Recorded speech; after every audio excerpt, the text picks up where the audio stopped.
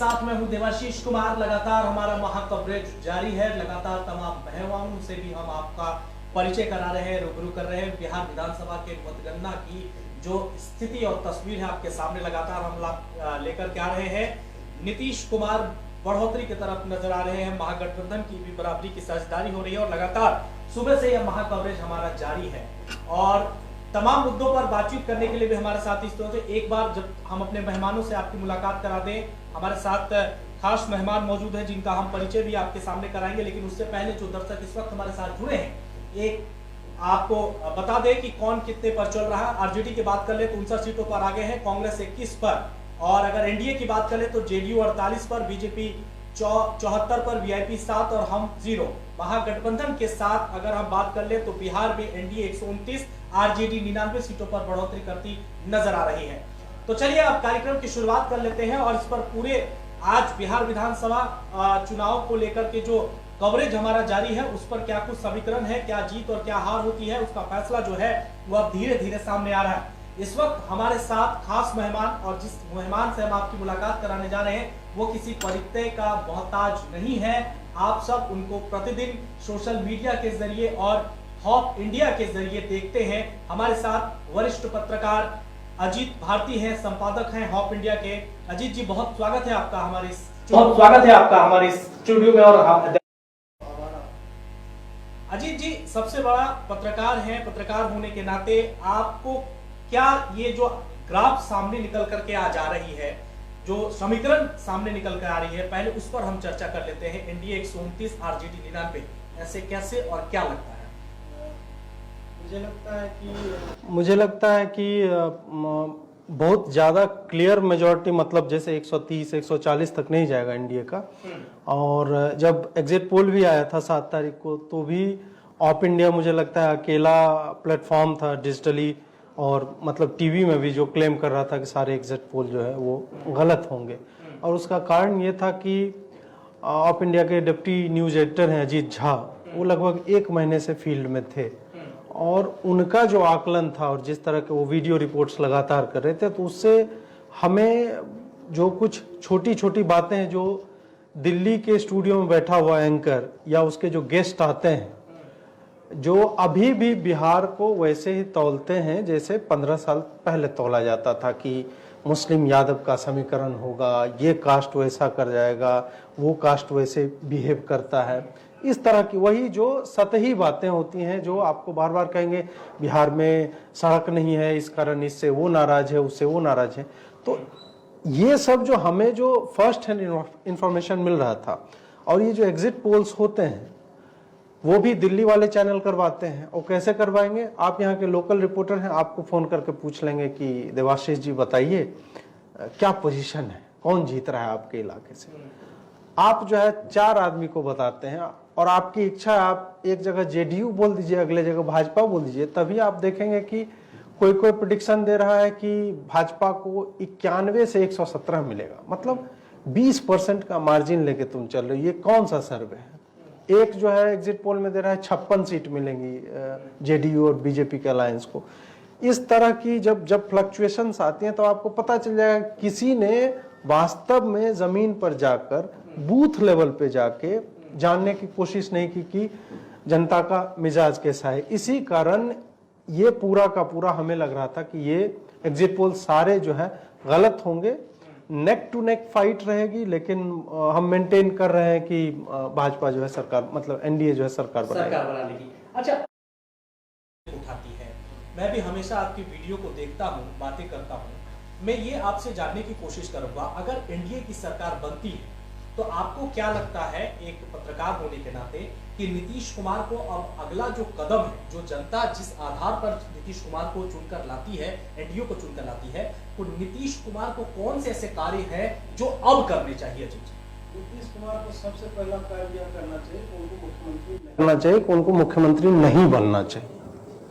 कि जेडीयू की जो स्थिति है और खराब स्थिति है जेडीयू की, आप देखिए कि गठबंधन में है लेकिन जो नंबर्स भाजपा को आए हैं तो आप मान के चलिए कि आधे आधे पे आते, बट ये अभी और फ्लक्चुएट करेगा। उधर जो है आप मान के चलिए कि 75 to 80 तक जाएगा, हो सकता है ज्यादा भी जाए, और जेडीयू की सीट हो 40 के आसपास जो है लिमिट करेगी, ये भी हो सकता है, संभव है।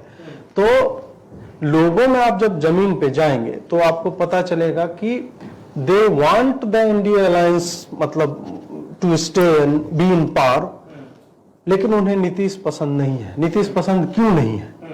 नीतीश पसंद इसलिए नहीं है कि ये कभी फेसबुक पे भी चल रहा था कि 5 साल इन्होंने काम किया जी, 5 साल जो है अपना पीआर और उस काम का खाया, और अगले 5 साल कुछ नहीं किया। हम लोग अभी पटना में बैठे हुए हैं और पटना शहर में आदमी एयरपोर्ट से उतरता है या रेलवे स्टेशन से उतरता है, उसको शहर की हालत दिख जाती है।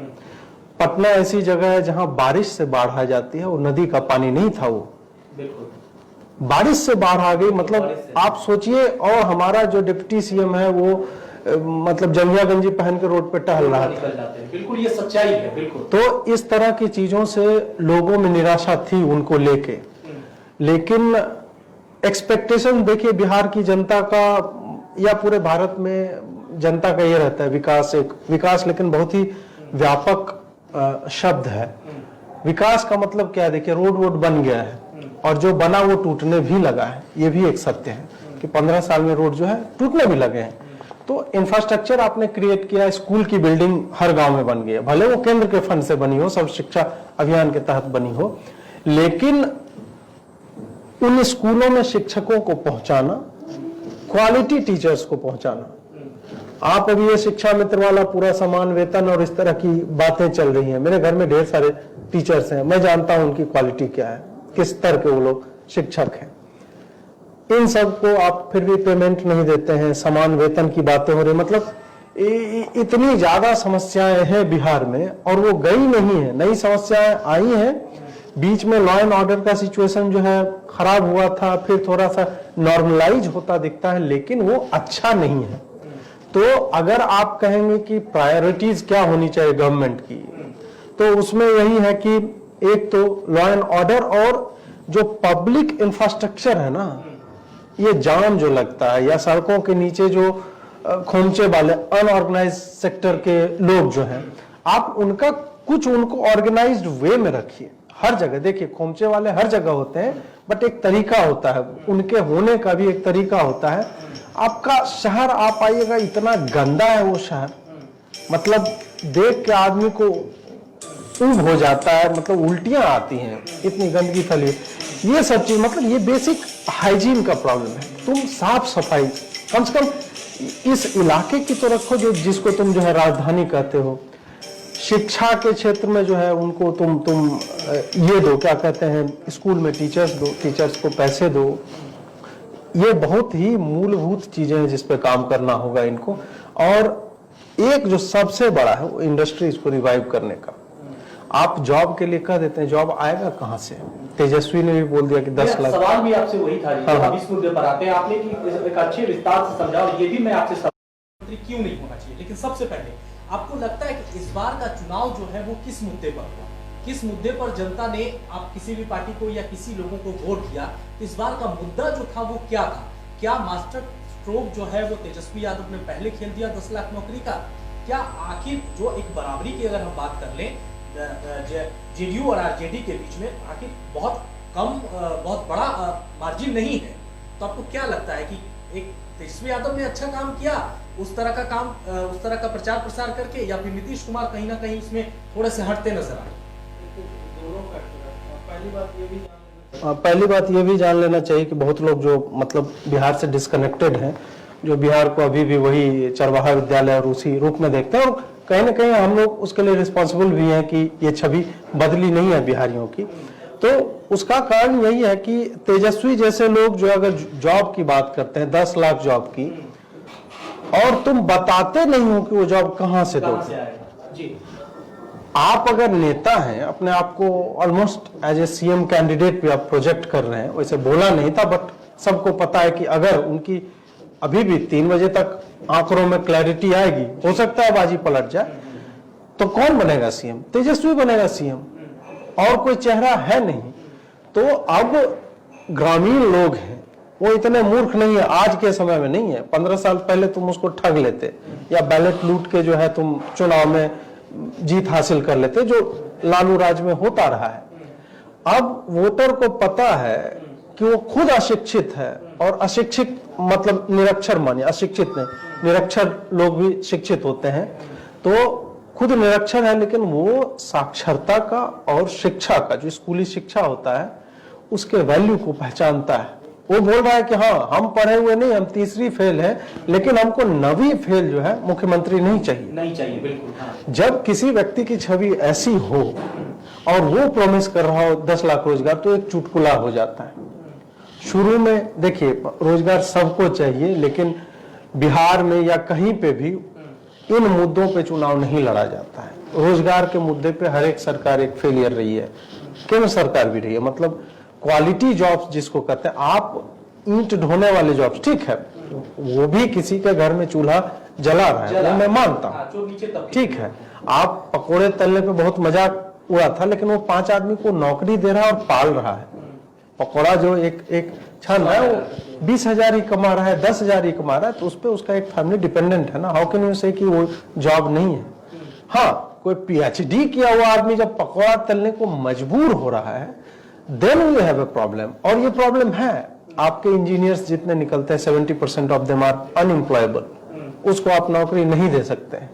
तो डिग्री बीटेक किया कर क्या रहा है, तो पता चलेगा कोई रेस्टोरेंट में काम कर रहा है, फिर वो MBA करने की सोच रहा है। मतलब वो जिस काम के लिए पढ़ाई कर रहा था वो प्रतिफलित नहीं हो रहा है उसी रूप में। तो ये सब है। तो रोजगार के मुद्दे पे मतलब वो कहने की बातें थी, लेकिन लड़ा नहीं गया चुनाव रोजगार के मुद्दे पे। अच्छा, एक और सवाल है कि जिस तरह से तमाम अगर डिबेट में भी आते हैं हमारे सामने पर कहते हैं कि हमने बिहार में सड़कें अच्छी बना दी, बिजली की व्यवस्था हमने कर दी, जल नल योजनाएं हमने स्थापित कर दी। आपको क्या लगता है अजीत जी कि क्या ये सब चीजों के होने के बाद भी बिहार में और कुछ होना चाहिए? क्या और कमियां हैं बिहार में? बिहार में कमियां ही कमियां, बिहार नहीं, भारत के हर स्टेट में आपको मिल जाएगी। थोड़ा ऊंच नीच हो सकता है, जैसे बिजली बहुत दिन के बाद है, बट बिजली का वोल्टेज कितना पहुंच रहा है गाँव में भाई? वो तो भला हो LED टेक्नोलॉजी का कि 5 वाट का भी LED बल्ब बहुत अच्छी रोशनी देता है। नहीं तो गांव में 3 ट्रांसफार्मर लगाया जाता है, लोग 5-5 kV का लगाते हैं स्टेबलाइजर, और आधा से ज्यादा एक ही घर में जा रहा है। क्या है, वो पैसे वाला आदमी वो स्टेबलाइजर अफोर्ड कर सकता है, उसने बढ़िया अर्थिंग दिया हुआ, तो सारा जो है तुम्हारी बिजली एक जगह हो गया, बाकी सबके घर में डिम लाइट जा रहा है। क्वालिटी ऑफ इलेक्ट्रिसिटी जो है उसको इम्प्रूव करो तुम। उसके बाद है कि मतलब मुद्दे आप उद्योग की मैंने बात की, जो औद्योगिक राजधानी हुआ करती थी बेगूसराय, उसको बिहार सरकार ने रिवाइव नहीं किया। उसको रिवाइवल के लिए भी किसी ने सोचा, तो केंद्र सरकार की, चाहे वो फर्टिलाइजर हो, थर्मल पावर स्टेशन हो, उसमें 12 यूनिट था शायद, उसमें 8 ठप था, क्योंकि रूस से जो टेक्नोलॉजी दी गई थी वो आउटडेटेड हो गया था, और उसके बाद उसके रिवाइवल का कोई चांस ही नहीं लग रहा था। उसको पूरा मतलब फिटिंग और ये सारा चीज आपको जीरो से फिर से शुरू करना पड़ता, वो चीज हो गई। NTPC आपका बना, NTPC आपका बना, एक बाढ़ में NTPC बना। उसी तरह की चीजें जो केंद्र सरकार ने लिए थे इनिशिएटिव, वो चल रहा था। बट एज स्टेट गवर्नमेंट आपने क्या किया, आपने मतलब क्या क्वालिटी जॉब्स क्रिएट किए आपके लिए, ठीक है, IIT भी खुल गया, एम्स भी खुल गया, लेकिन बियॉन्ड दैट मतलब मुझे तो नहीं दिख रहा है। एक आम आदमी के जीवन में बदलाव आया है, बहुत बदलाव आया है, लेकिन इसका मतलब ये नहीं है कि बदलाव की और बदलाव का स्कोप नहीं है, बहुत स्कोप है बदलाव का। अभी हम ही जिस सड़क से आए हैं उस पे क्या मलबा गिरा हुआ है। अच्छा अजीत जी, थोड़ा सा रोकना चाहूंगा, यहाँ पर एक आकाशवाणी इस वक्त है, बड़ी खबर हम आपको बताते हैं, जहानाबाद से कृष्णनंदन वर्मा बिहार सरकार में शिक्षा मंत्री पीछे चल रहे हैं। इस वक्त की बड़ी खबर, शिक्षा मंत्री कृष्णनंदन वर्मा पीछे चल रहे हैं। जी अजीत जी। तो मैं वही बता रहा था कि जिस सड़क से हम आए हैं, तो ऐसी सड़कें जो, जैसे मैंने बताया कि 15 साल पहले जो सड़क बनी थी अब टूटने लगी है। तो आपने क्या काम किया है? काम किया होता तो आप नल जल योजना और इस 2-3 योजना के नाम पे आप नहीं खेलते रहते। आप कहते कि नहीं, हमने लोगों के जीवन में आमूलचूल परिवर्तन किया है, तो वो परिवर्तन तो हमें दिख नहीं रहा है। तो स्कोप तो हमेशा ही रहेगा, और वो चाहे शिक्षा हो, रोजगार हो, ये सारे मतलब कुछ मोटे मोटे फील्ड हैं जिसमें आप कभी भी एट एनी टाइम जो है आप उसमें बढ़िया कर ही सकते हैं। उसमें मतलब वो बढ़िया हो सकता है। हाँ जी। अच्छा अजीत जी, एक और सवाल बहुत इंपॉर्टेंट आता है, क्या लगता है कि अगर इस बार जेडीयू या फिर ये कहें कि एनडीए की बढ़त कुछ देर के बाद क्लियर हो जाएंगे, तो मुझे ये बता दीजिए कि क्या लगता है कि तेजस्वी यादव की सरकार या फिर महागठबंधन की सरकार, महागठबंधन की जो टीम है वो किस मुद्दे पर जनता को खुश नहीं कर पाई और नीतीश कुमार और एनडीए गठबंधन जो है वो आगे निकल गया? देखिए, तेजस्वी के साथ सबसे बड़ी मतलब राजद के साथ जो समस्या है, पूरे गठबंधन में अलग अलग पार्टी जो है उनकी अलग अलग समस्याएं हैं और सब एक्यूमुलेट होकर एक बहुत बड़ी समस्या बन जाता है जिसमें लोगों को फ्यूचर शायद नहीं, मतलब सेंसिबल लोगों को तो नहीं दिखेगा। और ऐसा भी नहीं है कि मैं उन वोटरों का सम्मान नहीं कर रहा हूं जो इन पार्टियों को वोट देते हैं, उनके अपने रीजंस रहे होंगे, उनके कारण होते हैं लोगों को कि तेजस्वी को भी 70-80 सीट आ जाता है, पिछले बार भी आया था। मेन बात यह है कि तेजस्वी के साथ लालू यादव हमेशा चलेंगे। आप पोस्टर से भले हटा दीजिए तो एक पीआर एक्सरसाइज हो सकता है, लेकिन पोस्टर से हटाने का मतलब ये थोड़ा है कि बिहारी आदमी भूल गया है कि लालू ने क्या किया था। कुछ टीवी एंकरों को मैंने ये भी देखा कहते हुए कि नहीं 44% युवा वोटर हैं। अरे तो युवा वोटर वो दिल्ली के थोड़े हैं कि माँ बाप जो है पॉलिटिक्स पे चर्चा नहीं करता है। हम तो अभी भी अपने भाई बहन के साथ बैठेंगे या हम सड़क से अभी जाते रहेंगे, हम जिसके साथ जाएंगे किसी गाड़ी में बैठेंगे अपने दोस्त के साथ जो हमसे 10 साल छोटा है, हो सकता है छोटा भाई है या किसी दोस्त का, तो हम उससे बोलेंगे कि ये सड़क की क्या हालत हुआ करती थी, अपहरण कैसे एक धंधा बन गया था।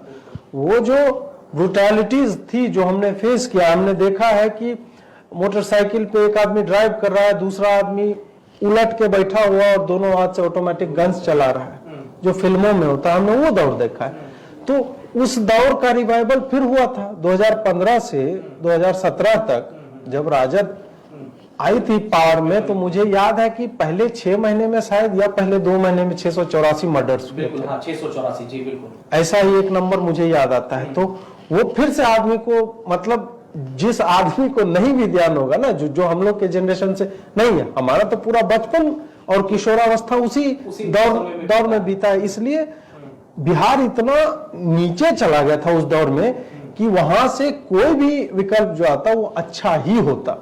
ठीक है, तो वो होता। तो ये तेजस्वी भले माफी मांग ले जाके कि नहीं पिता के अपराधों के लिए मैं माफी मांगता हूं, या जो भी अलग शब्द इस्तेमाल करें कि हमसे कुछ गलतियां हुई होंगी, पोस्टर से हटा दें, लेकिन आम आदमी पोस्टर नहीं देखता है। आम आदमी के घर में जो चर्चा होती है और आम आदमी अपने पिता से, अपने बड़े भाई से, जो यंग लड़का भी होगा ना, बिहारी जो है उतना डिस्कनेक्टेड नहीं होता है फैमिली से जितना में भी कहे कि दिल्ली का एक बच्चा होगा जो पॉलिटिक्स से ही डिस्कनेक्टेड होता है, और फैमिली से तो छोड़ ही दीजिए। तो उस तरह की बातें हैं। तो उसके बाद फिर कांग्रेस का अपना है, कांग्रेस का अपना पाप है। राहुल गांधी जैसे लीडर जो है उनका मुंह नहीं जा रहा है। प्लस तुम जिस स्टेट में सरकार बनी हुई है वहां करप्शन के लिए सीबीआई इंक्वायरी करने जा रही है, तुम जो है उसका जो एक जनरल कंसेंट होता है वो वापस ले लिया है सारे कांग्रेस रूल स्टेट ने। बाकी अलग अलग मुद्दों पे तुम्हारा क्या क्या रहा है चर्चा, आप जान लीजिए कि उन्होंने वोट दिया, एक वोट बोल रहा हूँ, टिकट दिया, जाले कॉन्स्टिट्यूएंसी है दरभंगा में, वहां उस्मानी को दिया जो जिन्ना की तस्वीर लगाने के कारण चर्चा में आया था। तो तुम जब ऐसा करते हो तो न सिर्फ उस कॉन्स्टिट्यूएंसी को प्रभावित करते हो बल्कि आसपास का 4-5 और कॉन्स्टिट्यूएंसी तुम ले डूबते हो कि ये तो देखो ये किसको दे रहा है। और अभी के माहौल में राष्ट्रवाद बहुत बड़ा मुद्दा है। लोग कहते हैं राष्ट्रवाद से तुमको खाना मिलता है क्या, उससे सड़क, लोग को फर्क नहीं पड़ रहा है। जैसे कि आदमी प्रेम में होता है तो उसको टूटी सड़क से कोई मतलब नहीं होता, वो एंजॉय कर रहा है अपना लाइफ। तो उसी तरह जब आदमी इस तरह की चीजें देखता है ना, तब उसको पता चलता है कि हाँ भाई रियलिटीज क्या क्या है। तो कांग्रेस क्या कर रहा था, कांग्रेस क्या कर रहा है, तेजस्वी क्या प्रॉमिस कर रहे हैं, फोटो हटा रहे हैं, उससे फर्क नहीं पड़ता। आम आदमी उतना डिस्कनेक्टेड नहीं, उतना मूर्ख नहीं है। लोग बिहार को हमेशा जातिवाद फलाना, जातिवाद कहां नहीं है। जाति ही तो अलग नाम लेकर यूएस में हिस्पैनिक वोट बन जाता है, मैक्सिकन वोट बन जाता है, एशियन वोट बैंक में। क्या है वो?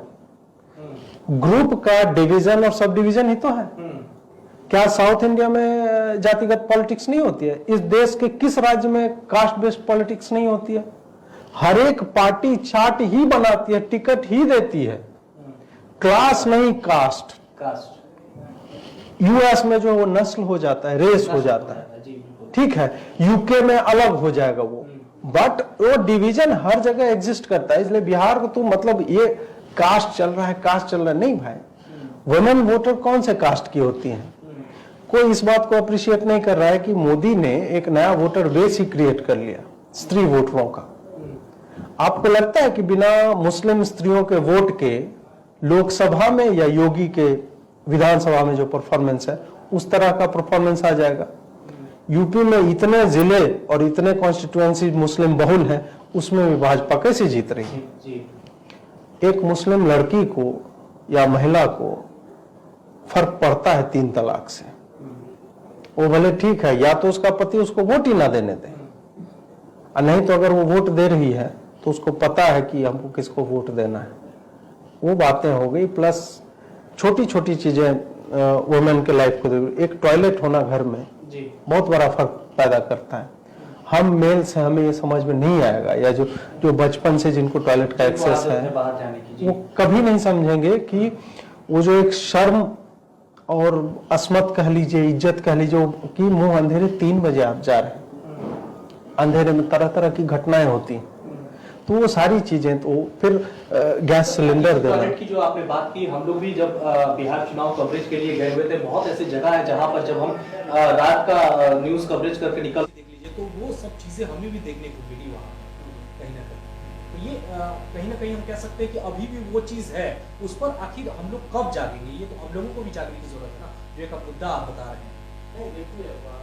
बेसिक हाइजीन की बात हो या टॉयलेट के एक्सेस की बात हो, ये सारी चीजें बिहेवियरल चेंज है। और वो मतलब आप घर में बनवा भी दीजिएगा ना, जो 50 साल से खेतों में जा रहा है वो आप ओडीएफ फ्री का जितना दावा कर लीजिए, वो जाएगा खेत में। उसको 3 फुट बाय 3 फुट का टॉयलेट जो है उसको सूट ही नहीं करेगा। हो सकता है उसको मतलब वो फ्री ना हो पाए, फ्रेश ना हो पाए। ये सब चीजें है, मतलब उन लोगों को समझ में नहीं आएगा जिनके साथ ये दुविधा नहीं है। सही बात, ठीक है। तो और ये जनरेशनल चेंज है। अभी जो नई पीढ़ी आएगी ना, वो उसको अडॉप्ट करेगी, क्योंकि वो बचपन से उसको देख रही है। या जो किशोरावस्था में जो चेंज कर सकते हैं, आप बुजुर्ग लोगों से नहीं कर सकते हैं। ओडीएफ ये है कि जिसके घर में टॉयलेट बन गया, हर घर में बन गया भाई, तो ओडीएफ फ्री हो गया। नहीं, ओडीएफ फ्री होना होता है कि खेत में आपको लोग नहीं दिखने चाहिए सुबह में या शाम में, वो तो दिख रहे हैं अभी भी। तो ये सारी चीजें वही है कि अजीत जी, अब जैसे कि ये है, हालांकि देखिए तस्वीरें जो सामने अब आने लगी है कि बीजेपी ऑफिस में पटाखों की भी तैयारी होने लगी है। तो मुझे ये बता दीजिए, 19 लाख रोजगार का जो दावा किया था विपक्ष के पास, तो ये सबसे कड़ा मुद्दा हो जाएगा कि हमने 10 लाख का क्या था, हालांकि हमारी सरकार नहीं बन पाई, लेकिन अब 19 लाख का चर्चा करें तो ये मुझे लगता है ये सबसे बड़ा डिबेट होने वाला 19 लाख। आपको क्या लगता है पत्रकार होने के नाते, क्या 19 लाख रोजगार हम लोगों को मिल जाएगा? कैसे मिलेगा? अगर मैं तेजस्वी पे अगर मैं ये सवाल उठा रहा हूं तो मुझे भाजपा पे भी यही सवाल उठाना पड़ेगा ना कि तुम कैसे दोगे 19 लाख रोजगार पे, कहां से? अभी तक क्यों नहीं दिया तुमने रोजगार? ये 19 लाख जो वादे कर, 2-3 भर्ती तुम निकाल दोगे, किस तरह का रोजगार ये है? फिर बोल दोगे मनरेगा में हम देंगे, तो वो तुम, ये तो ठगी हो गई ना। जहां के बच्चे किस जगह पे जाके कोचिंग नहीं कर रहे हैं, किस जगह पे जाके इंजीनियरिंग नहीं पढ़ रहे हैं, वो बाहर क्यों जाके पढ़ रहे हैं, या बाहर में उनको रोजगार क्यों तलाशना पड़ रहा है? आप समंदर की बातें करते हैं, नीतीश कुमार ने समंदर की बात की। यूपी में कौन सा समंदर है भाई? यूपी में Xiaomi फैक्ट्री लगा रहा है, सैमसंग लगा रहा है, माइक्रोसॉफ्ट लगा रहा है। लॉकडाउन के दौरान यूपी में जो है 200-200 करोड़ का इन्वेस्टमेंट एक कंपनी ने किया है। तो वो तो विजनरी लीडरशिप है।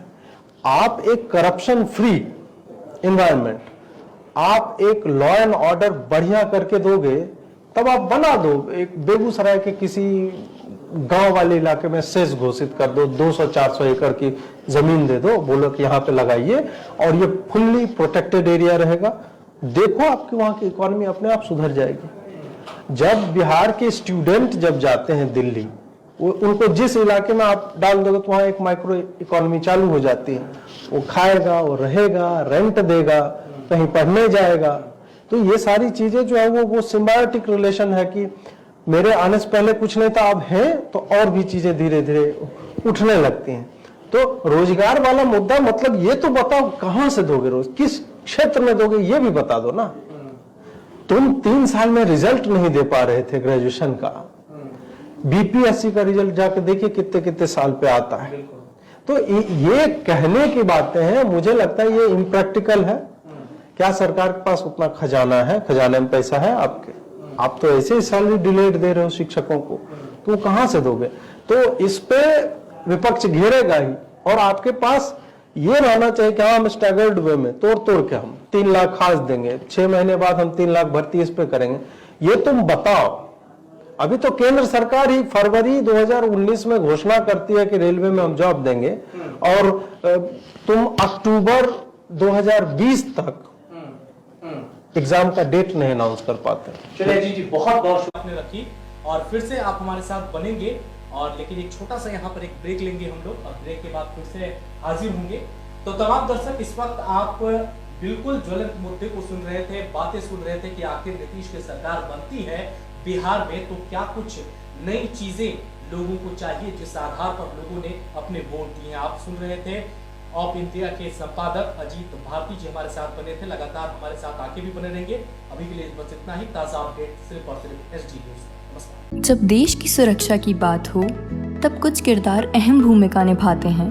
बेजोड़ शटर्स और शटर लॉक्स, मजबूती की मिसाल कायम करने वाले स्टील पाइप्स, सर्वश्रेष्ठ गुणवत्ता से भरपूर शटर लैथ और अटूट इंटरनल लॉक्स।